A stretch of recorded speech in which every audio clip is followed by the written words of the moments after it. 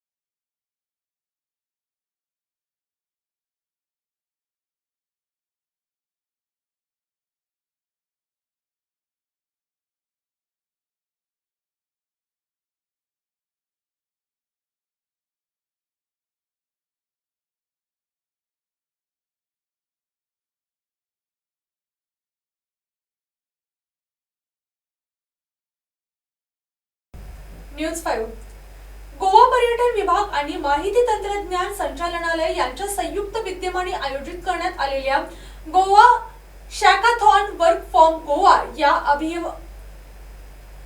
अभिनव उपक्रमाचे उद्घाटन बाबा बीच